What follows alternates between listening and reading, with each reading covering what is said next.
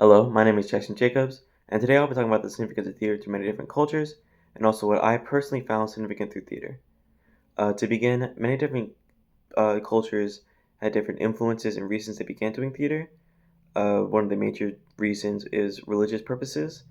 One example of this is the Kaba people of ancient Africa. Through religious ceremonies, they depicted their religious figure of the Wook. They differentiated the Wook with a headdress and a mask between from the other players or other people in the play. Um, I found this very significant as in ancient Africa they didn't have the many resources that we have now at the time. So it was very interesting and very inspiring that they were able to perform theater and that they wanted to perform theater even though they had limited resources. Another example of religion starting from religion or theater starting from religion, uh, the Greeks began doing theater through ceremonies to the god of fertility and wine, Dionysus. But it wasn't the only form of theater found in ancient Greek. They also had dramas and comedies. Um, but what's significant about these dramas and comedies is that they always had a purpose. They always were teaching. They always taught a lesson. They weren't strictly to entertain. On the other hand, the complete opposite side of this is Roman theater, which was just strictly to entertain. It was not specifically for purpose or for a lesson. But what was a positive of this is that all walks of life could enjoy theater, enjoy Roman theater. I found it significant as anybody can enjoy theater. I can enjoy theater back then as much as the emperor could have. Um, Fast forward to in Europe around the Renaissance time, Italian theater. Italian theater had the theatrical form of commedia dell'arte, which specialized in improvisation, but it also birthed the theater style of slapstick, which is physical comedy. Italian wasn't only theater though; they also had dramas which followed the neoclassical ideals, which stated that all theater had to teach a lesson, all theater had to have a purpose. So, like that, Italian theater in the Renaissance time took many forms took forms of theater of Greek theater and Roman theater. They kind of merged the two. Italian theater is kind of uh, the essence of both Greek and Roman theater.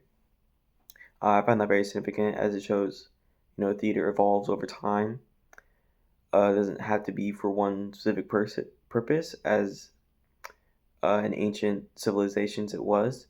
Uh, Italian theater during the Renaissance shows this.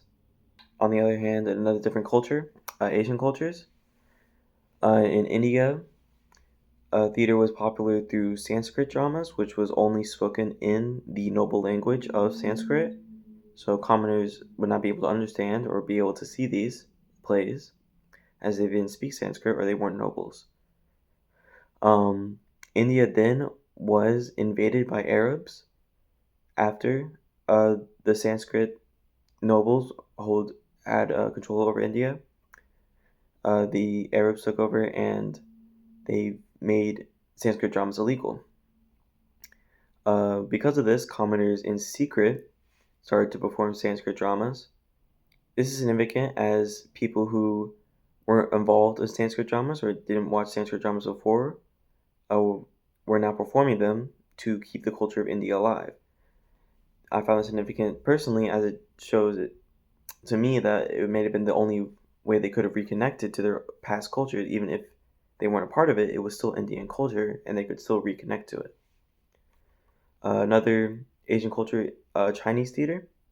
Chinese theater also started kind of for religious purpose. They started for spiritual teachings.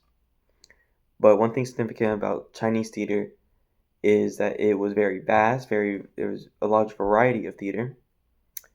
They had comedies, dramas, any kind of theater, kind of like the modern times. So, say one person didn't like dramas, they could see comedies in during ancient China.